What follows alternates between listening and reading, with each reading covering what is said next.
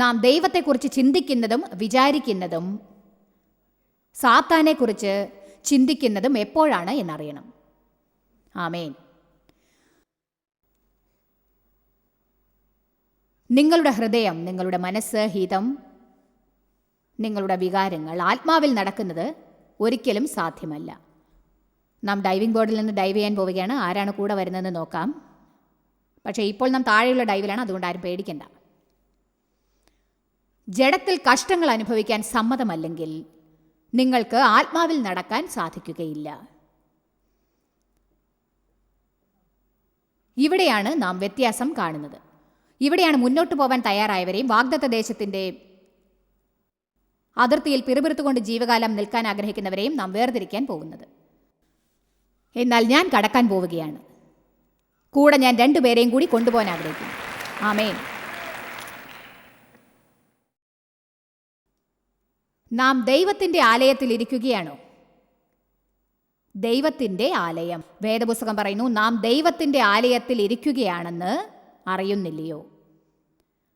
നാം 3 കാര്യങ്ങൾ അടങ്ങിയവരാണ്: ആത്മാവ്, ശരീരം, ഹൃദയം. പഴയ നിയമത്തിൽ ദേവാലയത്തിന് 3 പിരിവുകൾ ഉണ്ട്. പുറമേയുള്ള കൂടാരം, വിശുദ്ധ സ്ഥലം, ഏറ്റവും പരിശുദ്ധമായ സ്ഥലം. ഇതിന് നമ്മുടെ ശരീരവുമായി വളരെ അടുത്ത സാമ്യതയുണ്ട്.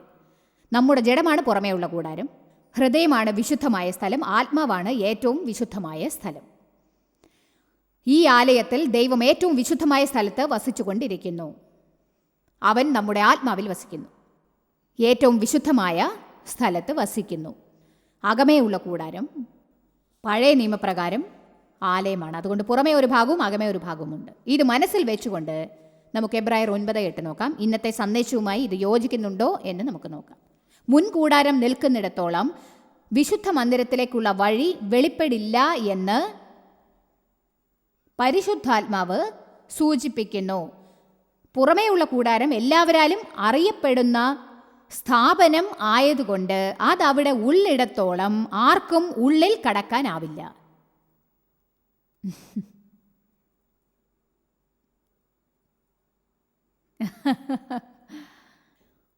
അതുകൊണ്ട് ഞാൻ പുറമേയുള്ള കൂടാരപ്രകാരം അറിയപ്പെടുന്നത് വരെ എനിക്ക് ആത്മാവിൽ ജീവിക്കാൻ സാധിക്കില്ല.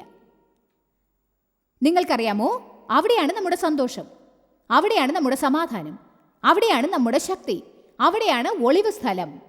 ഇതാണ് ഏറ്റവും ഉന്നതനായവൻ്റെ രഹസ്യസ്ഥാനം. അതാണ് പൗലോസ് അതിനെക്കുറിച്ച് പറയുന്നത്. പൗലോസ് പറഞ്ഞു, ഞാൻ നിന്നെയും ഈ ശരീരത്തിൽ ജീവിച്ചിരിക്കെ മരിച്ചവരിൽ നിന്ന് ഉയിർത്തെഴുന്നേൽപ്പിക്കുന്ന നിന്റെ ശക്തിയെയും കുറിച്ചറിയാൻ ആഗ്രഹിക്കുന്നു എന്ന്. സങ്കീർത്തനം 91:1 നോക്കാം. ദൈവത്തിൽ വിശ്വസിക്കുന്നവൻ അത്യുന്നതന്റെ മറവിൽ വസിക്കുകയും സർവശക്തന്റെ നിഴലിൻ കീഴിൽ പാർക്കുകയും ചെയ്യും എന്ന് പറയുന്നു. എല്ലാവരും നമുക്കെതിരായിരിക്കുമ്പോഴും നമ്മുടെ ചുറ്റുപാടുകൾ മോശമായിരിക്കുമ്പോഴും നമുക്ക് ഓടിച്ചെല്ലാനുള്ള സ്ഥലമാണത്. എന്നാൽ ഞാൻ ജഡത്തിന്റെ മുന്നിൽ തല കുനിയും തോറും ശരി ജഡമേ, ശരി ശരി ശരി ജഡമേ, ശരി ജഡമേ. ഏത് സന്ദേശമാണ് ഇതിനെക്കുറിച്ച് പറഞ്ഞിരിക്കുന്നതെന്ന് എനിക്ക് കൃത്യമായിട്ട് അറിയില്ല. പക്ഷെ റോമർ 8 പറയുന്നു, നിങ്ങൾ ജഡത്തിന്റെ ആഗ്രഹം സഫലമാക്കും തോറും ദൈവത്തെ സന്തോഷിപ്പിക്കാനാവില്ല. അവൻ അതുകൊണ്ട് തൃപ്തനാവില്ല. എന്തുകൊണ്ട്? കാരണം നാം ജഡത്തിൻ്റെ ആഗ്രഹം നിറവേറ്റും തോറും ദൈവത്തിന് നമ്മുടെ ജീവിതത്തിൽ അവൻ്റെ പദ്ധതികളും അവൻ്റെ ആഗ്രഹങ്ങളും നിറവേറ്റി കാണിക്കാൻ സാധിക്കില്ല. ദൈവത്തിന് നമ്മെക്കുറിച്ചൊരു പ്ലാൻ സഫലമാവില്ല. ദൈവത്തിന് നിങ്ങളുടെ ജീവിതത്തെക്കുറിച്ചൊരു പ്ലാൻ ഉണ്ട്. യിരെമ്യാവ് 29:11, എഫേസ്യർ 2:10. ദൈവത്തിനൊരു നല്ല പദ്ധതിയുണ്ട്, മുൻകൂട്ടി തയ്യാറാക്കി വെച്ചത്, മുൻകൂട്ടി ഒരുക്കി വെച്ചത്, മുൻകൂട്ടി വിധിക്കപ്പെട്ടത്. നമ്മുടെ ഓരോരുത്തരുടെയും ജീവിതം അവൻ പ്ലാൻ ചെയ്ത് വെച്ചിരിക്കുകയാണ്. നാം യേശുക്രിസ്തുവിൽ പുതിയ സൃഷ്ടിയായി മാറിയിരിക്കുന്നു, പുതിയതായി ജനിച്ചു. എന്നിട്ട് യേശു നമുക്ക് വേണ്ടി മരിച്ചു നൽകിയിരിക്കുന്ന നല്ല ജീവിതത്തിന് തക്കതായ സൽപ്രവൃത്തികൾ ചെയ്യണം. നാം സ്വർഗത്തിലേക്ക് പോകാൻ വേണ്ടി അല്ല അവൻ മരിച്ചത്, നമുക്ക് നരകം ഒഴിവാക്കപ്പെടാനായിട്ടല്ല അവൻ മരിച്ചത്. അവൻ നമുക്കായി മരിച്ചത് ഈ ഭൂമിയിൽ ജീവിച്ചിരിക്കെ യാത്രയിലായിരിക്കുമ്പോൾ തന്നെ ഒരു നല്ല ജീവിതം നൽകാനായിട്ടാണ്. സാത്താൻ അത് ജനങ്ങളിൽ നിന്ന് അകറ്റിയിരിക്കുന്നു. അവൻ ജനങ്ങളെ കൊണ്ട് ചിന്തിപ്പിക്കാൻ ശ്രമിക്കുകയാണ്. ഈ കാര്യങ്ങളെല്ലാം എങ്ങനെയെങ്കിലും കടക്കാൻ ശ്രമിക്കലാണ്. ഈ കണ്ണുനീർച്ചാലുകൾ, അതെ, നമുക്ക് സങ്കടമുണ്ട്, കഷ്ടപ്പാടുകളുണ്ട്, നമുക്ക് കടന്നു പോവേണ്ടതായ പല കാര്യങ്ങളുമുണ്ട്. എന്നാൽ നമുക്ക് ദൈവത്തിൽ മറഞ്ഞിരിക്കാനായി ഒരു സ്ഥലമുണ്ട്. ഏറ്റവും പരിശുദ്ധമായ ഒരു സ്ഥലമാണത്. ഞാനൊരു ചോദ്യം ചോദിക്കട്ടെ. നിങ്ങൾ ദൈവത്തെ ആരാധിക്കാനായി പ്രവേശിക്കുമ്പോൾ, അവൻ്റെ സാന്നിധ്യത്തിൽ സ്വയം മറക്കുമ്പോൾ, നിങ്ങൾ ഏതെങ്കിലും ദുഷിച്ച 4 പ്രശ്നങ്ങളെക്കുറിച്ച് ഓർക്കാറുണ്ടോ? ഇല്ല. എല്ലാ പ്രശ്നങ്ങളും അദൃശ്യമായിട്ടുണ്ടാവും. ദൈവത്തിൽ ഒരു സ്ഥലമുണ്ട്. അവിടെ താമസിക്കുന്നത് എങ്ങനെയാണെന്ന് പഠിക്കാൻ ഇനിയുള്ള ജീവിതം മുഴുവനും നിങ്ങൾ ചിലവാക്കണം. അത് വിലയുള്ളതാണ്. ആമേൻ. നമുക്കിതൊന്നും കൂടി വായിക്കാം. മുൻകൂടാരം നിൽക്കുന്നിടത്തോളം വിശുദ്ധ മന്ദിരത്തിലേക്കുള്ള വഴി വെളിപ്പെടില്ല. മുൻകൂടാരം നിൽക്കുന്നിടത്തോളം വിശുദ്ധ മന്ദിരത്തിലേക്കുള്ള വഴി വെളിപ്പെടില്ല എന്ന് പരിശുദ്ധാത്മാവ് ഇതിനാൽ സൂചിപ്പിക്കുന്നു. ഗലാത്യർ 5:16 പറയുന്നു, ആത്മാവിനെ അനുസരിച്ച് നടപ്പിൻ, എന്നാൽ നിങ്ങൾ ദൈവത്തിന്റെ മോഹം നിവർത്തിക്കുകയില്ല. ജഡത്തിന് മോഹം ഉണ്ടാവില്ല എന്നിവിടെ പറയുന്നില്ല. എന്റെയും നിങ്ങളുടെയും ജഡം യേശു നമ്മെ കൊണ്ടുപോവാനായി വീണ്ടും വരുന്നത് വരെ അട്ടഹസിച്ചുകൊണ്ടിരിക്കും. എന്നാൽ നിങ്ങൾ ആത്മാവിനോടൊത്ത് നടക്കുന്നതിൽ ശ്രദ്ധിക്കുകയാണെങ്കിൽ ജഡത്തിന്റെ മോഹത്തെ ഒരിക്കലും നാം നിറവേറ്റാൻ പോകുന്നില്ല. അത് അവിടെ തന്നെ ഉണ്ടാവും. പക്ഷേ നാം അവയുടെ മുന്നിൽ തലകുനിക്കില്ല. നിങ്ങളുടെ മനസ്സ് മുകളിലുള്ള കാര്യങ്ങൾ അന്വേഷിപ്പിൻ എന്ന് കൊലോസ്യർ 3:1 പറയുന്നു. ഈ ഭൂമിയിലുള്ള കാര്യങ്ങളെ അല്ല. കാരണം നിങ്ങൾ മരിച്ച് നിങ്ങളുടെ ജീവിതം ദൈവത്തിൽ യേശുവിനോടൊത്ത് മറഞ്ഞിരിക്കുന്നു. എന്താണ് ഇവിടെ പറയുന്നത്? നേരായ കാര്യങ്ങളിൽ മനസ്സുറപ്പിക്കുവിൻ. ശരിയായ കാര്യങ്ങൾക്കായി സമയം ചെലവാക്കുക. ശരിയായ കാര്യങ്ങൾക്കായി ഊർജ്ജം ചെലവാക്കുക. ജഡം വേണമെങ്കിൽ ദേഷ്യപ്പെട്ടുകൊള്ളട്ടെ. പക്ഷേ നമുക്ക് യേശുവിനെ പോലെയാവാം. എനിക്കൊരൊറ്റ തീരുമാനമേ ഉള്ളൂ. ഞാൻ തീരുമാനിക്കും. കാരണം തീരുമാനിക്കേണ്ടത് ഞാനാണ്. ഞാൻ ദൈവത്തിൻ്റെ ശബ്ദം കേൾക്കുമ്പോൾ ഞാനത് ചെയ്യും. എനിക്കെന്ത് വേണം എന്ന് ഞാൻ ചിന്തിക്കില്ല. എനിക്കെന്ത് വേണമെന്നതല്ല പ്രധാനം. നിങ്ങൾക്കെന്ത് വേണമെന്നതല്ല പ്രധാനം. ദൈവം പറയുന്നതാണ് പ്രധാനം. അതിൽ കഷ്ടപ്പാടുകൾ അടങ്ങിയിരിക്കുമോ? തീർച്ചയായും. നമ്മുടെ ജഡം അലറി നിലവിളിക്കാൻ പോവുകയാണ്. നിങ്ങളിൽ എത്ര പേർക്കാണ് ജഡം അലറിക്കറിയുമെന്ന് പറഞ്ഞതിൻ്റെ അർത്ഥം മനസ്സിലായത്? നിങ്ങൾക്കത് തോന്നും, ഓ ഇത് വികാരപരമായിരിക്കും. അതായത് ഇങ്ങനെ ആരെങ്കിലും നിങ്ങളെ വേദനിപ്പിക്കുമ്പോൾ നിങ്ങളെ കൊണ്ട് കഴിയുന്നതെല്ലാം ചെയ്ത് നിങ്ങളെ സംരക്ഷിക്കാൻ എന്തെങ്കിലും ഒരു ശ്രമം നടത്തും. എൻ്റെ സഭയെ, അടുത്ത കാലത്ത് എന്നെക്കുറിച്ച് ചിലർ അപവാദം പറഞ്ഞു. പരസ്യമായിട്ടാണ് അവർ അപവാദം പറഞ്ഞത്. എന്നോട് ജനങ്ങൾ ചോദിച്ചു, നോക്കൂ, അവർ നിങ്ങളെക്കുറിച്ച് പറഞ്ഞത് സത്യമാണോ? അവർക്കെതിരെ കേസ് കൊടുക്കുമോ? ഇല്ല. എന്തുകൊണ്ട്? കാരണം യേശു പറഞ്ഞു, നീ എന്ത് ചിന്തിച്ചാലും ശരി. യേശു എന്നെ വിളിച്ചത് എന്നെ രക്ഷിക്കാൻ വേണ്ടി ഓടാനല്ല. അവൻ എന്നെ വിളിച്ചത് പ്രസംഗിക്കാനാണ്. അവൻ എന്നെ സംരക്ഷിച്ചുകൊള്ളും. അവനാണ് എൻ്റെ എല്ലാ ബഹുമതിക്കും കാരണം. എനിക്കിതിഷ്ടമാണോ? അല്ല. ഇതെന്നെ വേദനിപ്പിക്കുമോ? ഇല്ല. അവരോട് പോകൂ എന്ന് പറയണമെന്നുണ്ടോ? തീർച്ചയായും.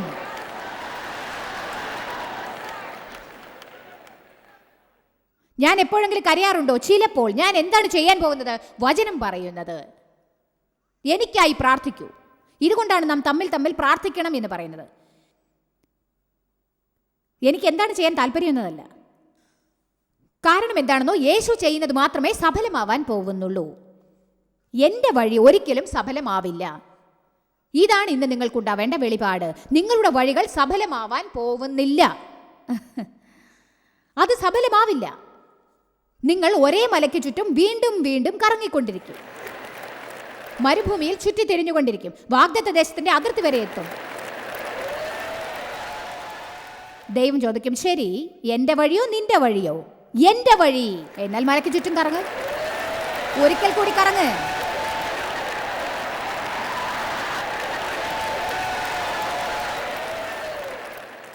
ഇങ്ങനെ ഉള്ളപ്പോഴാണ് നിങ്ങൾക്ക് ദൈവവചനം നൽകേണ്ടത്. ഇതുകൊണ്ടാണ് ഇത്തരം കാര്യങ്ങൾ കേൾക്കേണ്ടത് പ്രധാനമാണ് എന്ന് പറയുന്നത്.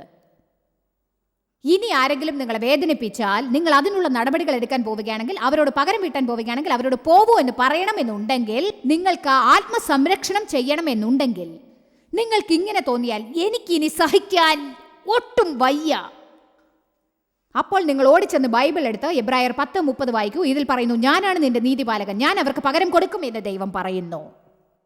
അപ്പോൾ നിങ്ങൾ അടുത്ത് റോമർ 12 എടുക്കൂ. അതിൽ പറയുന്നു, നിങ്ങളുടെ ശത്രുക്കളെ പിന്തിരിപ്പിക്കാൻ ശ്രമിക്കരുത്, അവരെ ദൈവത്തിൻ്റെ കരങ്ങളിൽ ഏൽപ്പിക്കൂ. ഈ വചനങ്ങൾ നിങ്ങൾ അറിഞ്ഞിരിക്കണം. എങ്കിൽ മാത്രമേ ഇത് കേൾക്കൂ. പ്രലോഭനം ഉണ്ടാവുമ്പോൾ അപ്പോൾ ദൈവവചനം കൊണ്ട് പോരാടാൻ സാധിക്കുകയുള്ളൂ. പോരാട്ടത്തിനുള്ള ആയുധം ജഡീകമല്ല, പകരം സാത്താന്റെ വൻകോട്ടകളെ തകർക്കാനുള്ള ദൈവത്തിന്റെ അതിശക്തമായ വചനങ്ങളാണ്. ദൈവവചനത്തെക്കുറിച്ചുള്ള അറിവ് സാത്താൻ നമുക്കെതിരായി പണിയുന്ന സകല ശക്തമായ ദുർഗങ്ങളെയും തകർക്കും. ആമേൻ. ഞാൻ എന്ത് കരുതുന്നു എന്നതല്ല പ്രധാനം, എനിക്കെന്ത് വേണം എന്നതല്ല പ്രധാനം. ഇതാണ് എല്ലാ വ്യത്യാസവും ഉണ്ടാക്കുന്നത്. ഇത് ചെയ്യാൻ എളുപ്പമാണോ? അല്ല. നിങ്ങൾക്കിത് മനസ്സിലാവുന്നുണ്ടോ? നിങ്ങൾ ഞാൻ പറയുന്നത് ശ്രദ്ധിച്ച് കേൾക്കുന്നില്ലേ? സത്യം പറയുകയാണെങ്കിൽ ഈ പോരാട്ടം എളുപ്പമുള്ളതല്ല. ഇത് മഹാകഠിനമാണ്. നിങ്ങൾക്കറിയാമോ, നമ്മുടെ വഴിപ്രകാരം പ്രവർത്തിച്ചു കൊണ്ടിരുന്നാൽ കൂടുതൽ കഠിനമാവും. സങ്കീർത്തനം 37:5 പറയുന്നു, നിന്റെ വഴി യഹോവയിൽ ഭരമേൽപ്പിക്ക, അവനിൽ ആശ്രയിക്കുക, അവനത് നേരെയാക്കും. ഇന്ന് ആർക്കോ വേണ്ടിയാണ് ഞാനിത് പറഞ്ഞത്? നിങ്ങളുടെ വഴിയെ ഏൽപ്പിക്കുക. ഞാൻ ജോലിയിൽ പ്രൊമോഷൻ കിട്ടാൻ വേണ്ടി ശ്രമിക്കുകയാണ്. സമൂഹത്തിൽ സ്ഥാനം ലഭിക്കാൻ ഒരിക്കലും വളഞ്ഞ വഴി ഉപയോഗിക്കരുത്. യഥാർത്ഥ മുന്നേറ്റം കിഴക്ക് നിന്നല്ല വരുന്നത്, പടിഞ്ഞാറ് നിന്നല്ല, വടക്ക് നിന്നല്ല, തെക്ക് നിന്നുമല്ല. അത് ദൈവത്തിൽ നിന്ന് വരുന്നു. ദൈവത്തിന് നിങ്ങളെ ഉയർത്താനാവും. നിങ്ങൾ അവനിൽ വിശ്വസിച്ചാൽ അവൻ നിങ്ങളെ ഉയർത്തുന്നതാണ്. പക്ഷെ നിങ്ങൾ ഉദ്യോഗ കയറ്റത്തിനായി വിട്ടുവീഴ്ചയ്ക്ക് തയ്യാറായാൽ അത് കിട്ടിയാലും ആ ഉദ്യോഗ കയറ്റത്തിൽ നിങ്ങൾ സന്തോഷിക്കില്ല.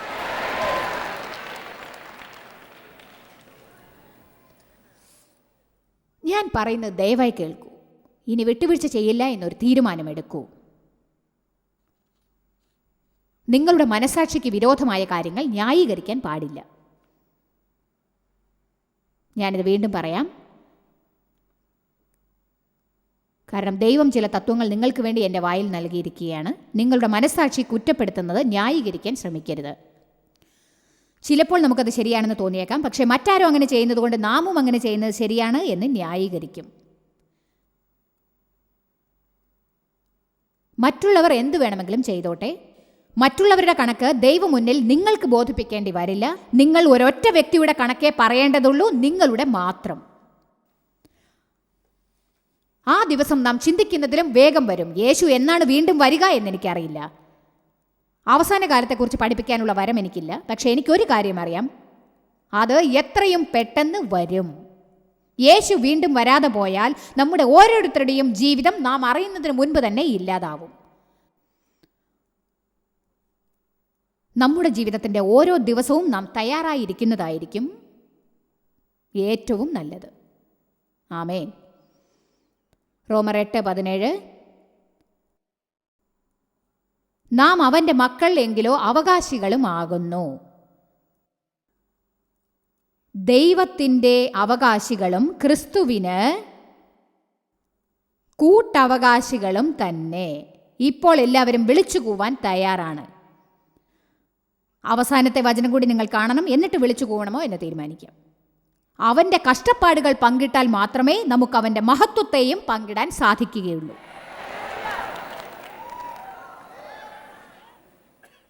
നാം ദൈവത്തിൻ്റെ അവകാശികളും ക്രിസ്തുവിൽ കൂട്ടവകാശികളും അത്രേ എന്നാണ് ഇവിടെ പറയുന്നത്. അവൻ നമുക്കായി സമ്പാദിച്ച അവകാശത്തെ അവൻ്റെ ത്യാഗത്തിലൂടെയും കഷ്ടപ്പാടുകളിലൂടെയും പങ്കിടണം. നമ്മുടെ പാപങ്ങൾക്കായി വില കൊടുക്കേണ്ടി വരാഞ്ഞത് നന്നായി. നമുക്ക് ശിക്ഷ അനുഭവിക്കേണ്ടതില്ലെന്നതിന് നന്ദി ദൈവമേ. നാം കുരിശിൽ തൂങ്ങേണ്ടി വരില്ല എന്നതിന് നന്ദി ദൈവമേ. നാം കുറ്റബോധത്തോടും ശിക്ഷാവിധിയോടും കൂടി ജീവിക്കേണ്ടതില്ല എന്നതിന് നന്ദി. നാം കഷ്ടപ്പെടേണ്ടതില്ലാത്ത ചില കാര്യങ്ങളുണ്ട്. അത്തരം കാര്യങ്ങളിൽ നിന്ന് യേശു നമ്മെ സ്വതന്ത്രരാക്കിയിരിക്കുന്നു. പക്ഷേ നാം കഷ്ടപ്പെടേണ്ട വേറെ ചില കാര്യങ്ങളുണ്ട്. അവയിൽ ചില കാര്യങ്ങൾ എടുത്തു പറയേണ്ടതാണ്. യേശു ഗത്സമനെ തോട്ടത്തിൽ അനുഭവിച്ച കഷ്ടങ്ങൾ, യൂദാസ് മുഖാന്തരം അനുഭവിച്ച കഷ്ടങ്ങൾ. നിങ്ങൾക്കറിയാമോ, നിങ്ങൾ യേശുവിനെ പിന്തുടർന്നാൽ അധികം താമസിയാതെ നിങ്ങളുടെ ജീവിതത്തിലും ഒരു യൂദാസ് മുത്തമിടും. എന്താണ് യൂദാസിന്റെ മുത്തം? ഒരു സുഹൃത്ത് നിങ്ങളെ ചതിക്കും. നിങ്ങൾ അവരെ ജീവനെ പോലെ സ്നേഹിച്ചിട്ടുണ്ടായിരിക്കാം, അല്ലെങ്കിൽ നിങ്ങളെ ഉപദ്രവിക്കുന്നവർക്കായി പ്രാർത്ഥിക്കും. യേശു കുരിശിൽ വെച്ച് പ്രാർത്ഥിച്ചതുപോലെ, അഥവാ സ്തെഫാനോസ് കല്ലെറിഞ്ഞവർക്കായി ചെയ്തതുപോലെ, അല്ലെങ്കിൽ യേശു തോട്ടത്തിൽ കഷ്ടപ്പാടുകൾ അനുഭവിച്ചതുപോലെ. കാരണം ദൈവഹിതത്തിൽ നിന്ന് ഓടിപ്പോവാൻ യേശുവും ആഗ്രഹിച്ചിരുന്നു. എന്നാലും അതിന് സാധിക്കില്ല എന്നവനറിയാം. വേദപുസ്തകം പറയുന്നു, അവൻ മനസ്സിൽ അത്യധികം വ്യാകുലപ്പെട്ടു, അവൻ്റെ വിയർപ്പ് രക്തത്തുള്ളികൾ പോലെ ഒഴുകി. അപ്പോൾ ദൂതന്മാർ അവനെ ശുശ്രൂഷിച്ച് അവന് ശക്തി നൽകി. നമുക്ക് അത്തരം കഷ്ടപ്പാടുകൾ അനുഭവിക്കേണ്ടി വരില്ല. എന്നാൽ നേരായ തീരുമാനങ്ങൾ എടുക്കാൻ വേണ്ടി നാമും ചിലപ്പോൾ കഠിനമായ സമയങ്ങളിലൂടെ കടക്കേണ്ടി വരും. കാരണം നമ്മുടെ ഒരു ഭാഗം ദൈവഹിതത്തിൽ നിന്ന് ഓടിപ്പോവും, നമ്മുടെ മറ്റൊരു ഭാഗത്തിന് ദൈവഹിതത്തിൽ നിന്ന് നാം ഓടരുത് എന്നറിയാം. ചിലപ്പോൾ നാം ചെയ്യാൻ ആഗ്രഹിക്കാത്ത കാര്യങ്ങൾ ചെയ്യേണ്ട സമയങ്ങൾ വന്നേക്കാം. ചെയ്യാൻ തോന്നാത്ത കാര്യങ്ങൾ ചെയ്യേണ്ടി വരും, നമുക്ക് ഇഷ്ടപ്പെടാത്തവ ചെയ്യേണ്ടി വരും. പക്ഷേ അത് നമുക്ക് ഇഷ്ടപ്പെടുന്ന, നാം ചെയ്യാൻ ആഗ്രഹിക്കുന്ന കാര്യങ്ങളിലേക്ക് നമ്മെ തിരിച്ചു കൊണ്ടുവരും. വാഗ്ദത്ത ദേശത്തേക്ക് കടക്കണമെങ്കിൽ മരുഭൂമിയിൽ കൂടി കടക്കേണ്ടി വരും. എത്ര കാലമാണ് നാം മരുഭൂമിയിൽ ചിലവാക്കേണ്ടതെന്ന് നമ്മുടെ കയ്യിലാണുള്ളത്. നമുക്ക് അതിർത്തിയിൽ 5 മില്യൺ പ്രാവശ്യം എത്താനാവും. എന്നിട്ട് തെറ്റായ തീരുമാനങ്ങൾ എടുത്ത് നാം ഒരു പ്രാവശ്യം കൂടി മലയെ ചുറ്റും. നിങ്ങൾ അടുത്ത പ്രാവശ്യം തിരിച്ചു വരുമ്പോൾ ഉത്തരം അത് തന്നെയായിരിക്കും. നാം എത്ര കാലം മരുഭൂമിയിൽ ചുറ്റിത്തിരിയും എന്നത് തീരുമാനിക്കേണ്ടത് നാം ആണെന്ന് എത്ര പേർ എൻ്റെ കൂടെ സമ്മതിക്കും? ഹല്ലേലൂയ. എന്താണ് വികാരങ്ങൾ? അതാണ് ആവേശം, പുറത്ത് കടക്കൽ. എനിക്കിത് ഇഷ്ടപ്പെട്ടു. നിങ്ങളുടെ വികാരങ്ങൾ പുറപ്പെട്ട് നിങ്ങളെ എവിടേക്കെങ്കിലും കയറ്റി അവയുടെ പുറകെ ചെല്ലാനാക്കും.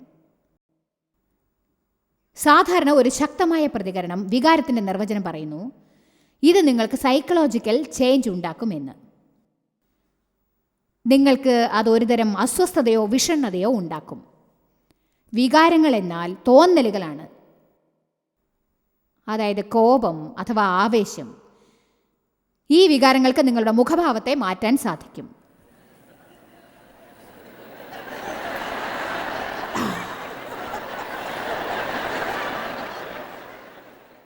നിങ്ങളെ പല്ല് കടിക്കാൻ ഇടയാക്കുകയും ചെയ്തേക്കും.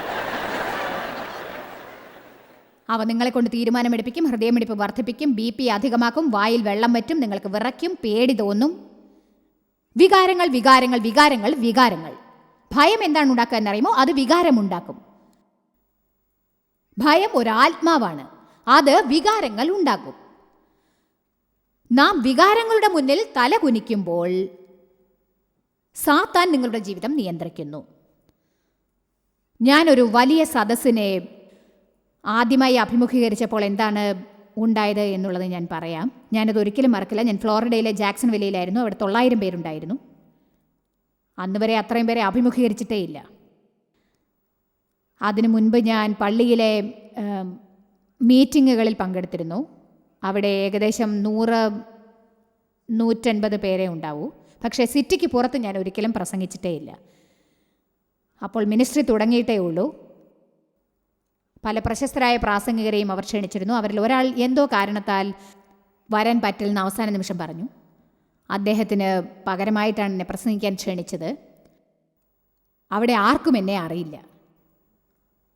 എല്ലാവരും ഓരോരുത്തരായി പ്രസംഗിക്കാൻ തുടങ്ങി. എനിക്ക് മെയിൻ സെഷൻ ഇല്ലായിരുന്നു, ഒരു വർക്ക്ഷോപ്പാണ്. അവിടെ ഏതോ റെവറന്മാരും ഡോക്ടേഴ്സും അങ്ങനെ പല പ്രശസ്തരും ഉണ്ടായിരുന്നു. കൂടെ ജോയ്സ് മേയറും ഉണ്ടായിരുന്നു, ഫെൻറ്റൻകാരി. ഞാൻ വന്നിരിക്കുന്നത് യാതൊരു പ്രാധാന്യവുമില്ലാത്ത ഒരു സ്ഥലത്തു നിന്നാണ്.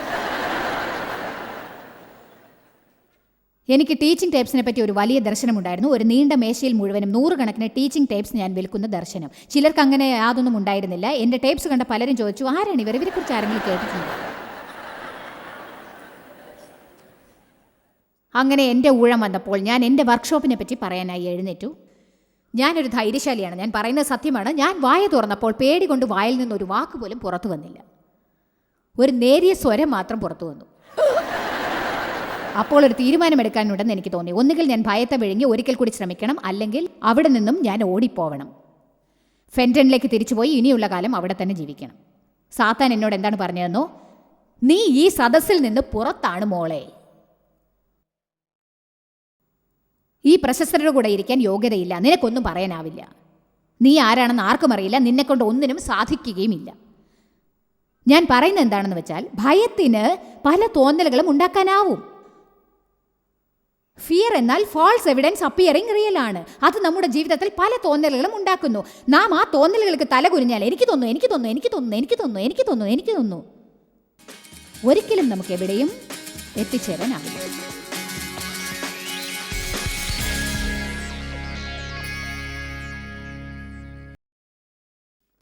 ഇന്നത്തെ ഉപദേശം വികാരങ്ങളെ ക്രമപ്പെടുത്തുന്നത് പഠിക്കുന്നത് എങ്ങനെ എന്നായിരുന്നു.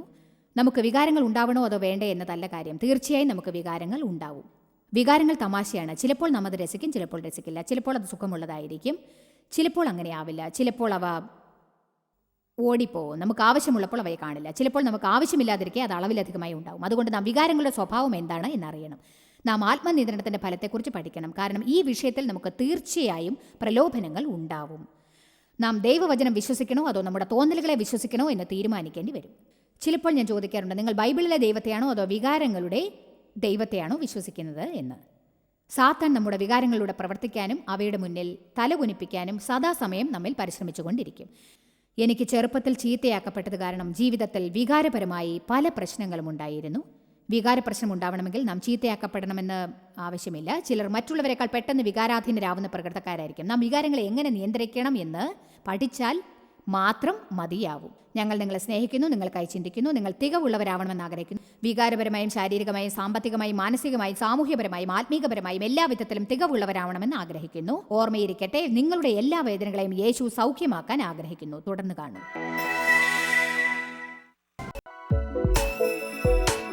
நீங்கள் அறிந்திருப்பதை காட்டிலும் ஜாய்ஸ் மேயர் ஊழியங்களில் நீங்கள் மிக முக்கியமானவர்கள். இந்த உலக ஊழியத்தை சாத்தியமாக்குவதற்காய் உங்களை பாராட்டுகிறோம்.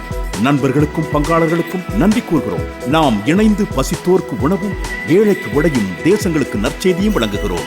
உங்கள் ஜெப வேண்டுதல்களை பகிர்ந்து கொள்ள, ஆதாரங்கள் குறித்து மாநாட்டு விவரங்கள் காண, உலகமெங்கும் கிறிஸ்துவின் அன்பை பகிர்ந்து கொள்ள எங்களுடன் பங்காளர்களாக எங்களை தொடர்பு கொள்ளுங்கள் அல்லது jmmindia.org லாக் ஆன் செய்யுங்கள்.